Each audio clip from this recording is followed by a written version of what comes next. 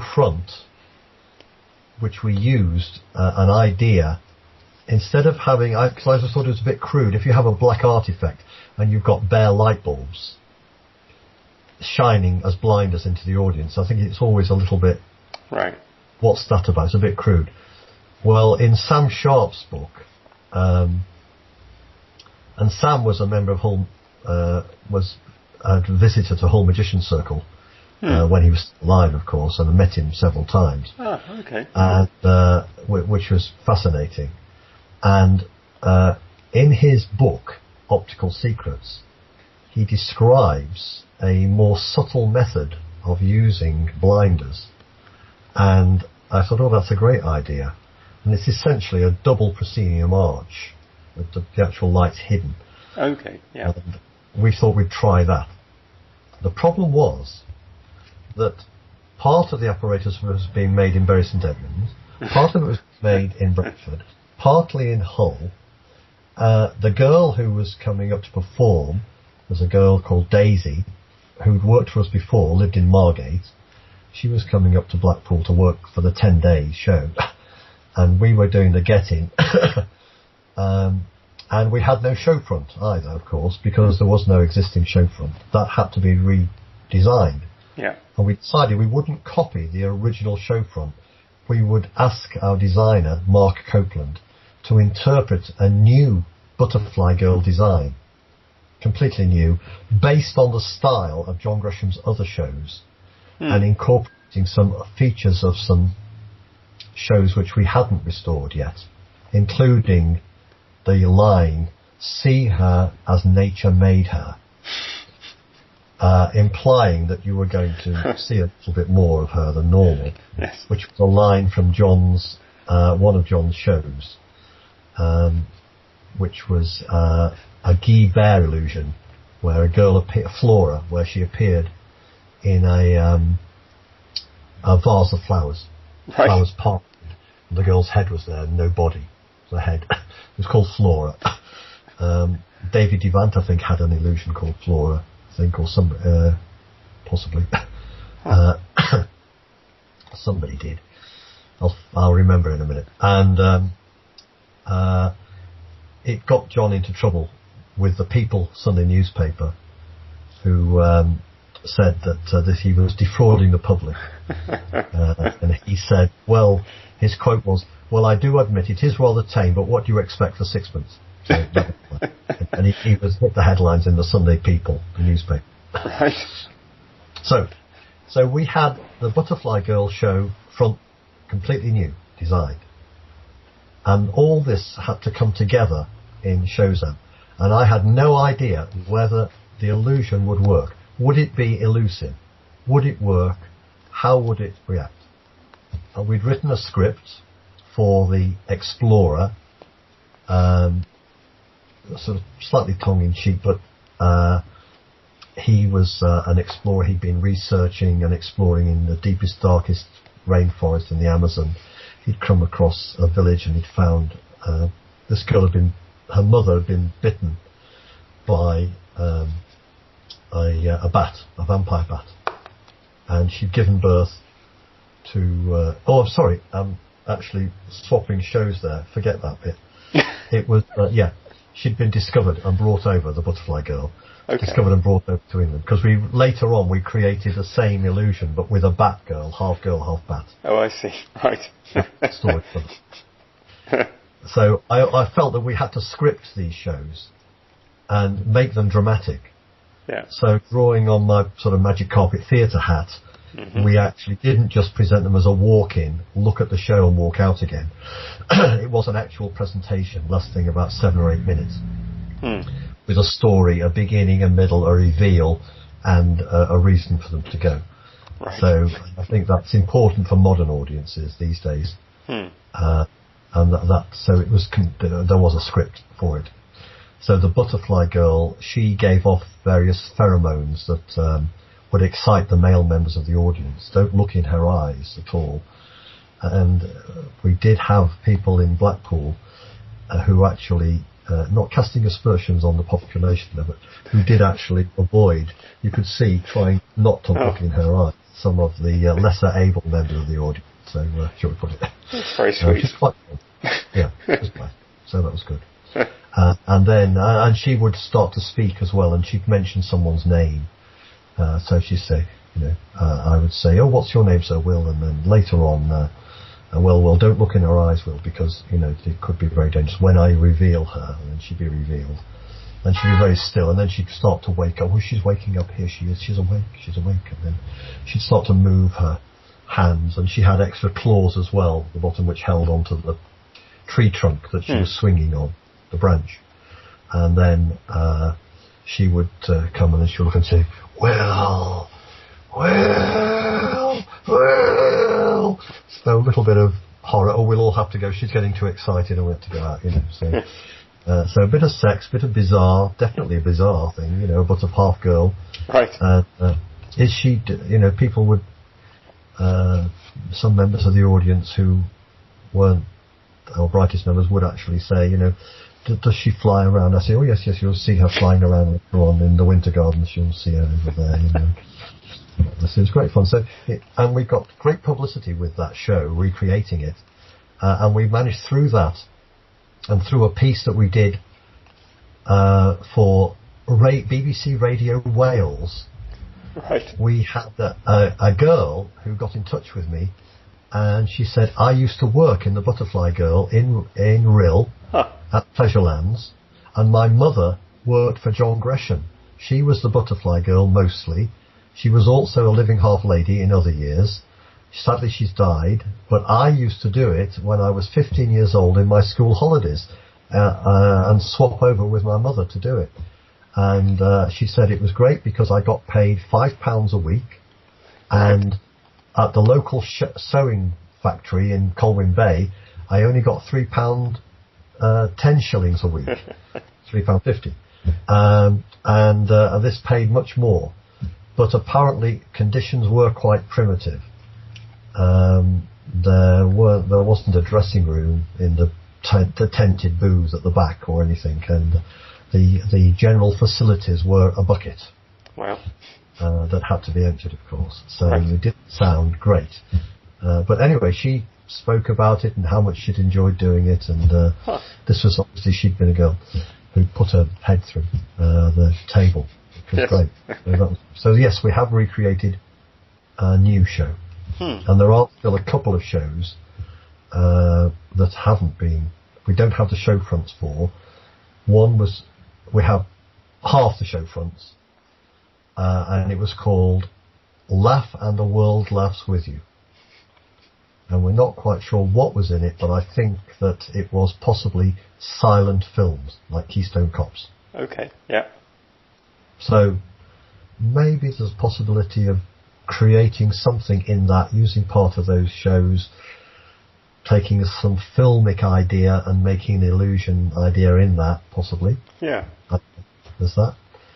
The other idea was, the other prop that is still there is a tank of water, a huge tank, a glass tank, enclosing inside a glass coffin. So the glass coffin, like a long coffin, is glass and completely surrounded by water. Yeah. And when it was full, it had goldfish swimming around in it. Okay. And it was a girl inside this glass coffin, presented as an endurance feat. How long could she stay here?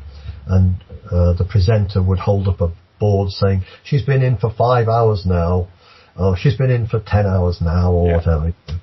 Completely made up, of course. That was called Miranda, the girl entombed in 2 tons of water. We don't have the show fronts for it, but we have the pictures of the show fronts, including line on it, when John first did it at Dreamland in Margate, art students especially welcome. Right. Which is a great line, isn't it? Art students especially welcome.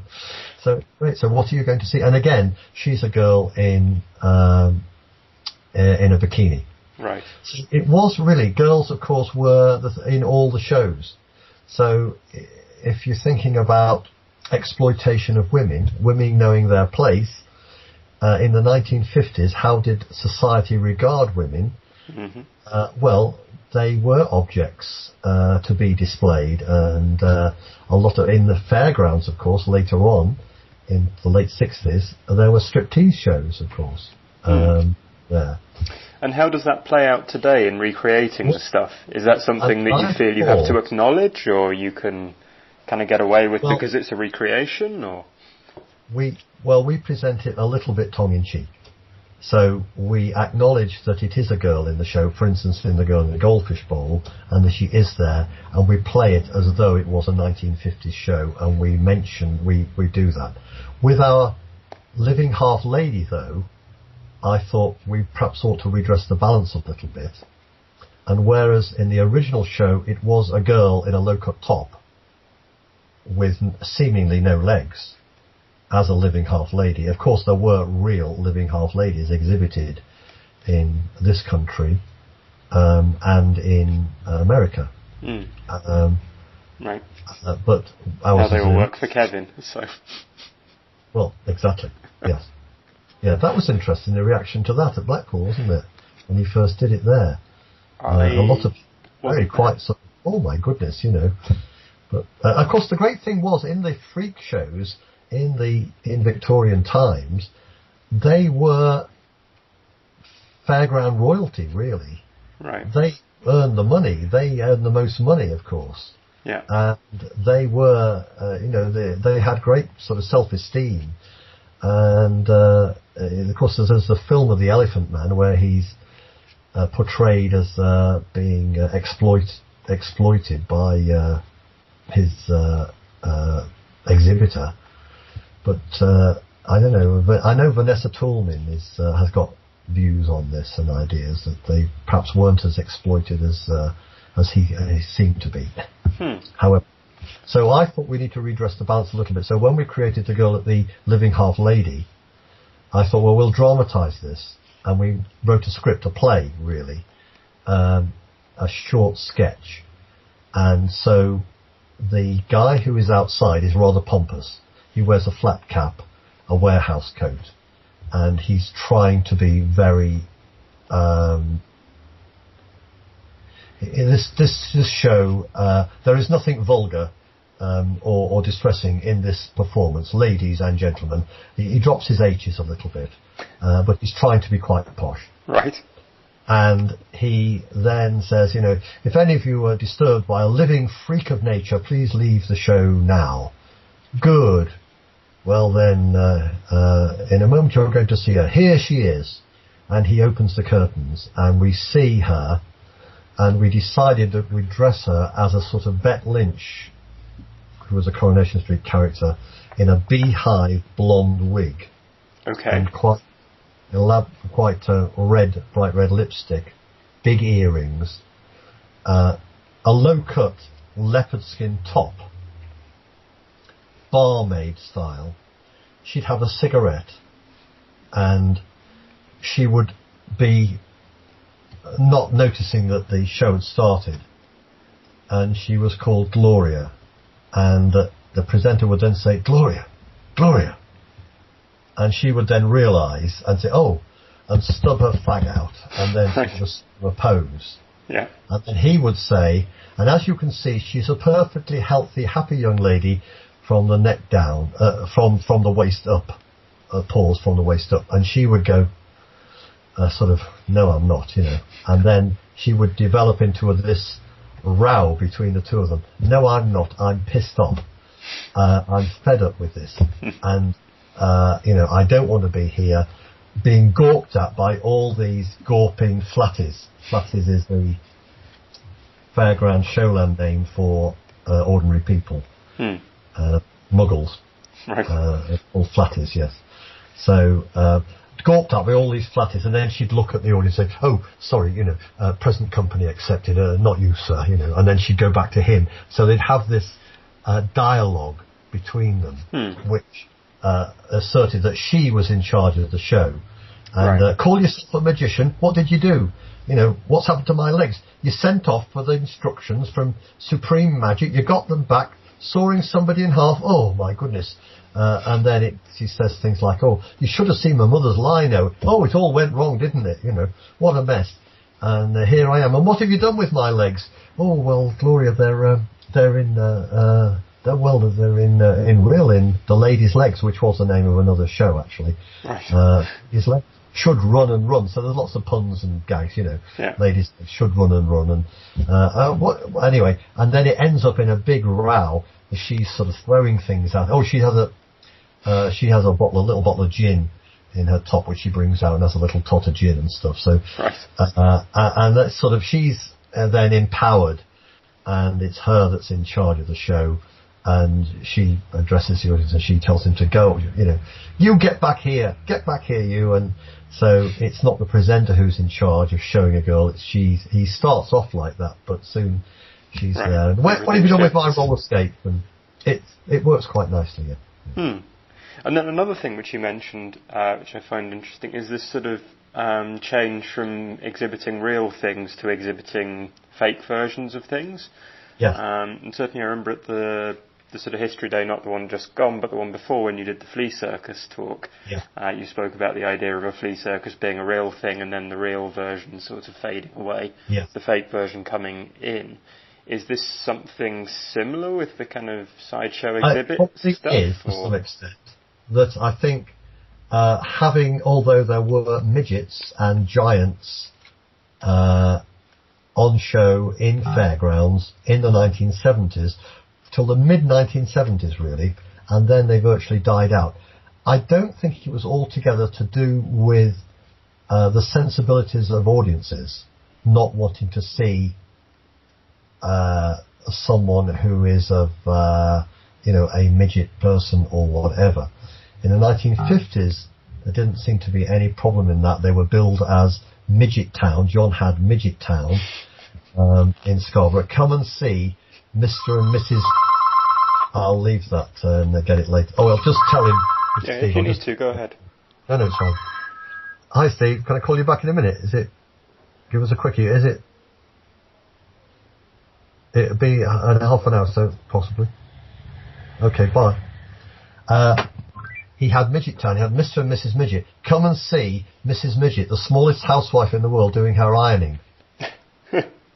Well, you really couldn't do that really these days. But, well, unless it was some sort of ironic thing that, that you could actually find a way of doing it, and maybe people are coming and she's sort of having a go at the audience or something. I don't know, maybe there might be a way of doing that, but ostensibly, just at face value, you wouldn't do that.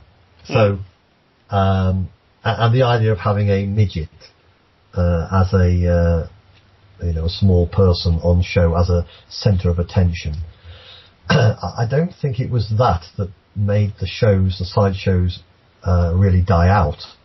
I think it was the case of the expense of touring live performances. Right. It's much easier for showmen to have rides, and they just had diesel and electric. You don't have to pay anyone. Also, the shows, in the way they were put up, tended to be very labour intensive. For instance, the Mummy Show, which is a run-out show, a chase them out, and the Monster Show, John Gresham's Monster Show, which we have, both using slightly different versions of Pepper's Ghost. They're very labour intensive. You've got at least 2 in the cast, plus a presenter, plus you need someone on the door as well. So there's 5. You need 5 right. people, plus to put the whole show up. So really, it was much easier for rides to arrive on a truck and hydraulically just undo on the fairground, plug them in, and away they go. And one person in the pay box, and possibly somebody just making sure that the straps they've got the seatbelts on. Yeah, you hope. So, I think that was the main contributory factor, the staff. John always had trouble getting staff throughout his entire history of presenting, 20 years of presenting shows. He had endless problems with staff, with girls and managers. Right. And I suppose if you're exhibiting real people as what they are, then this becomes more problematic because your midget leaves, you've got to try and find another one. Exactly. You need, and the show must open. That's why Pat Gresham always had to keep a bag packed, and she always kept a bag ready to go out and take over, because John had sometimes 12 shows running at the same time. Oh, wow. Places. Right. And if the girl left, or two of them left, she would jump in the car, jump on the train with her bag and go down, and she always said, I never knew whether I was going to be headless in Margate or legless in Scarborough. Which is a great line, isn't it? It's a very good turn of phrase, yeah. Yeah. And she would have to go down and be the girl until they could get a new one in, because you had to be open, particularly at the weekends. Saturday at Seaside Resorts was always changeover day. New people would, coaches and buses, in. They would to Saturday, and you had to be open. Sunday was the big day for taking money. They would take 2/3 of the money that they would take, and it was open 7 days a week.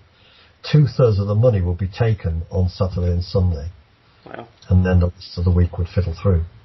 And the shows were open from 10 in the morning till 10 at night.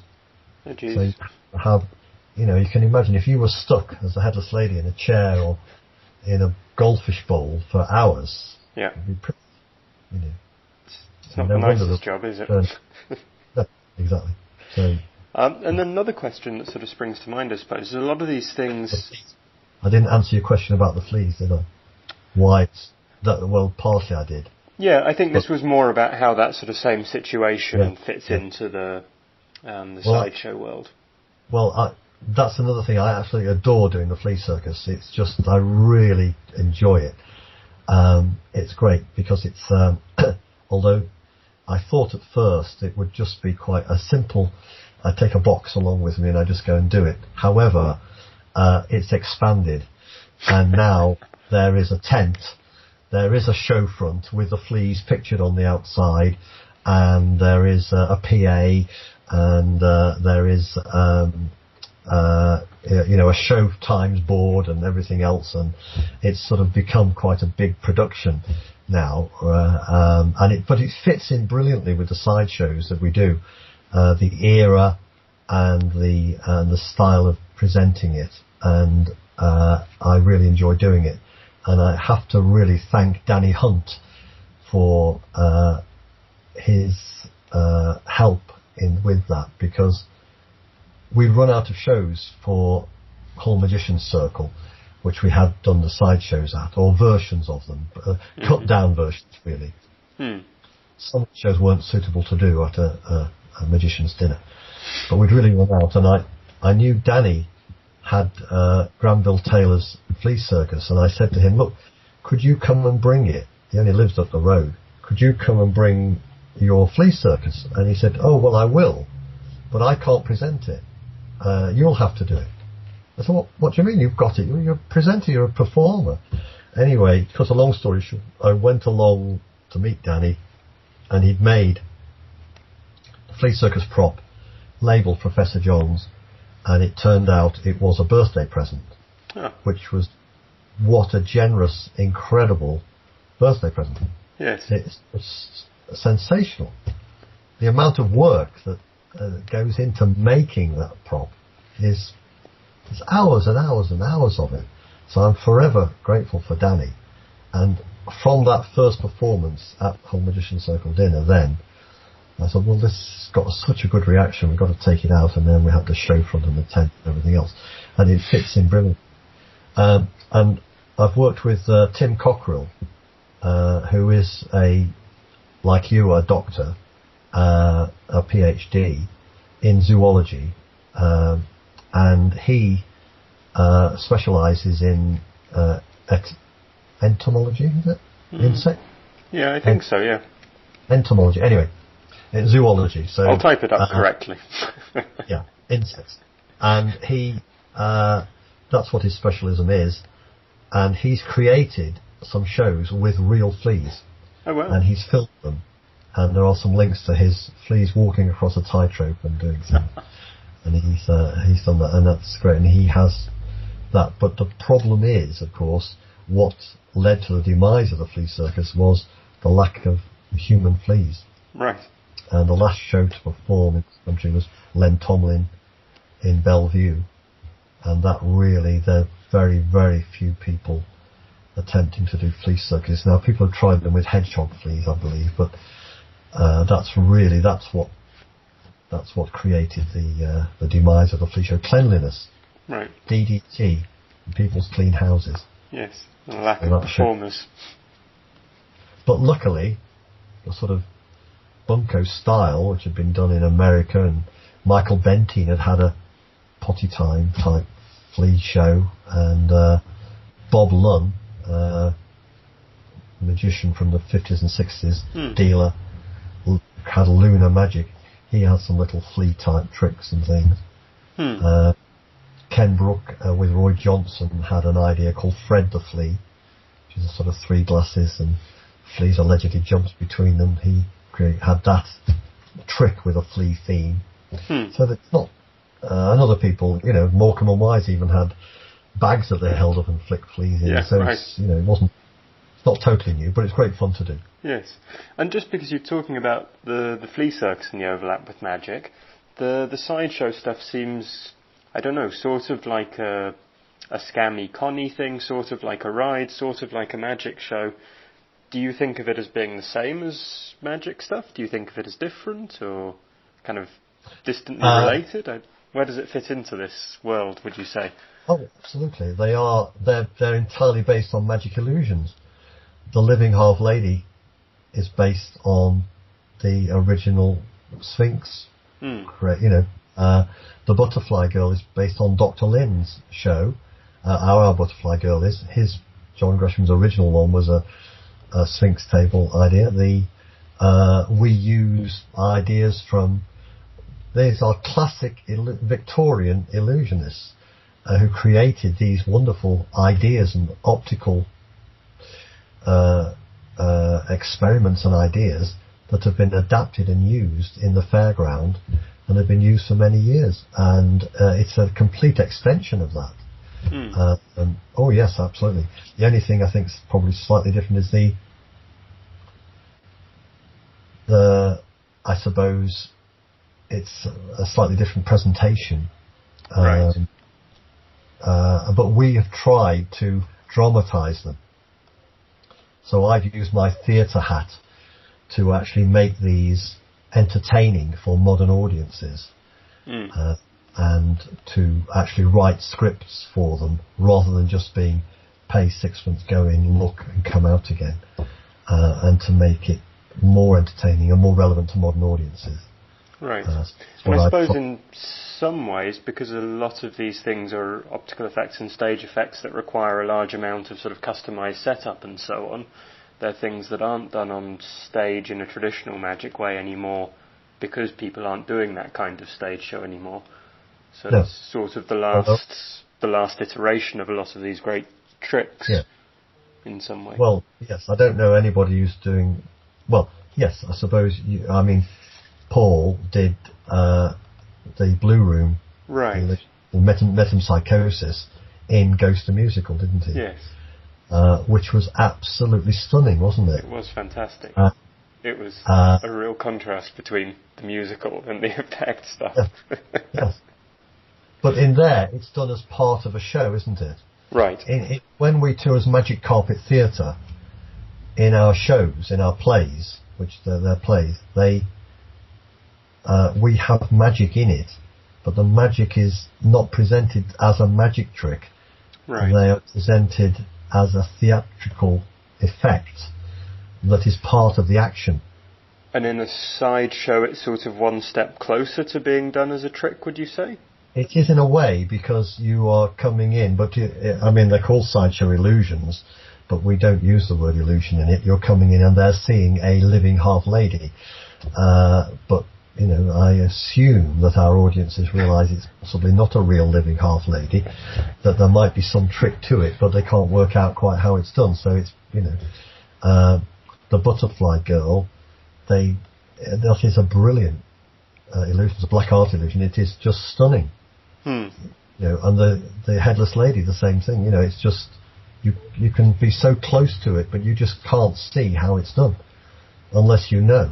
Right. So I suppose they are rather more related to a magic show than anything else, but we don't present them as a magic show.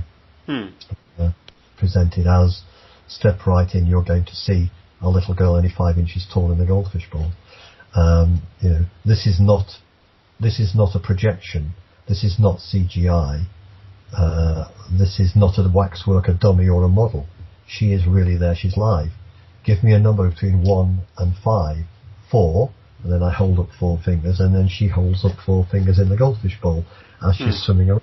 You see, she really is there at this moment. So I suppose that is a way that a magician would present an illusion, isn't it, really? Right, it's like it has to be live, immediate, in the same space. Live there. Thing. Yeah. Because a lot of people think it's a film, or it's some sort of projection. They don't realise exactly what it is. Well, it's obviously not. Yeah. Yeah, fantastic. Well, that gives me lots and lots of interesting stuff to write about, I think.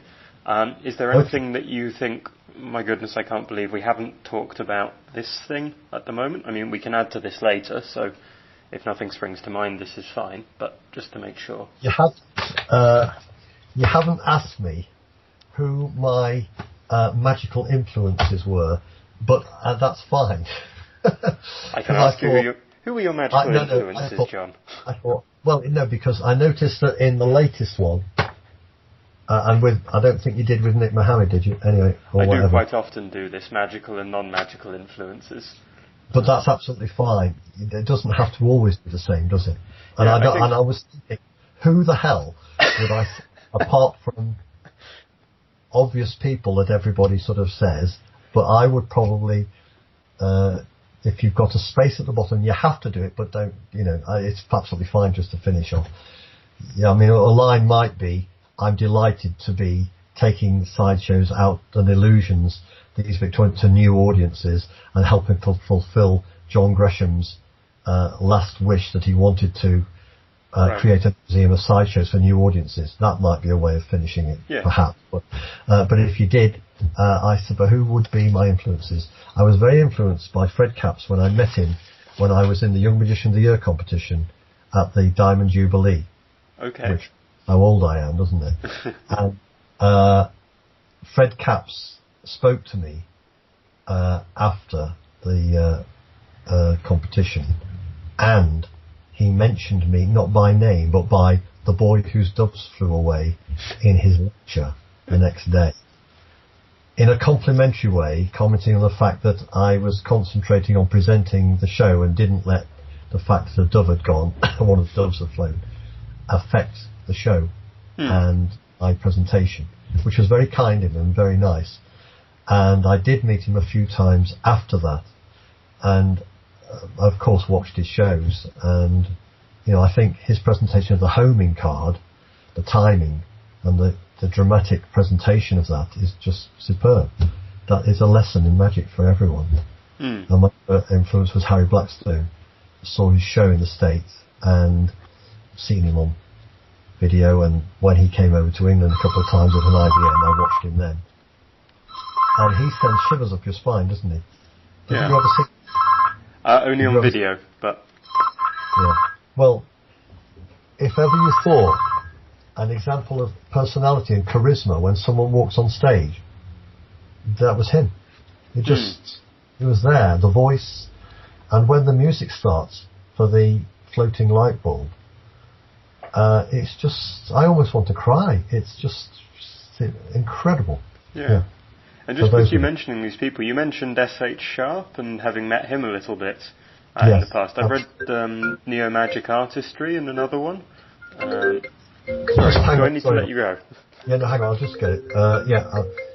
Hi, Hayley. Can I call you back? Bye. Sorry, should I let you get on with your day? Because I'm aware we've spoken for some time already. I'm enjoying this much more. Sam Sharp, yes. Yeah, I've read his books, but I don't know anything about him really as a person. Oh, okay. And he could be this kind of eccentric hermit who lived in a sort of otherworldly realm, or I have no idea. Very quiet man. Glasses, slightly built. Spoke quietly, but with great knowledge and passion. I can never work out where all his research, because he didn't seem to go anywhere. He seemed to stay up in Bridlington and keep bees. which is what he did. And people would come on a pilgrimage and call at Eddie's, and then Eddie, people like, loads of people, Todd Carr, for instance, I can remember him coming over, and Eddie took him on the route. That was a sort of a standard thing that people would go to Eddie's, and then Eddie would take them out to Sam Sharp's. I don't even know if he drove actually in the end. But yeah, he was fascinating to talk to, but very I never saw him perform. Okay, anything. yeah, I was going to ask whether he was handy, whether he did stuff, like what he was like doing stuff. But. I never saw him do a trick at all. But, obviously wrote, and how he actually got all that research done, I don't know. Right, and certainly the books that Todd Carr published have got kind of a very artsy, carefully worded sort of style to them. Did he talk in a very kind of mannered way, or was, I don't know, this was sort of reserved for his writing, and he was... Well, he was of that older generation, an Edwardian generation, wasn't he? I mean, the one thing I do remember, and it's in Peter Warlock's book on David Devant, I think it's in that, is that I did ask him about David Devant, and he reiterated the fact that on one occasion, that he hadn't been impressed. I think he'd seen him at one of the Hull theatres, possibly the Palace Theatre, can't remember, and hadn't. But then he'd seen David Devant in his last years when he was ill. Right. And presumably got that, his, whatever he had, his illness. So, and he wasn't impressed. That's what so that was the end of that, really. Yeah. If you want to know about the reaction to Sam, give Eddie a ring. Yeah. Okay. That might be interesting to actually get some first-hand knowledge of Sam while Eddie's around. Yeah. Might be good to do that. I will ask him about that next time I see him. Yeah, exactly. He's off to. It was his birthday yesterday. So we took him out for a meal last night. Oh, lovely. So that was good. And he's off to Devon tomorrow. Okay. So, all being well, because the trains have gone on strike. So in Hull. Okay, yeah. But he's well and so forth? Yes, he's mentally very on the ball. Yeah. Of course. He's a little bit, between you and me, he's a little bit frail moving around, but, well, he's 92, so... Well, yeah, of course, yeah. But he's walking and got a few issues, but he's alright. But mentally, yes, he's bright and chatty and, yeah. Good.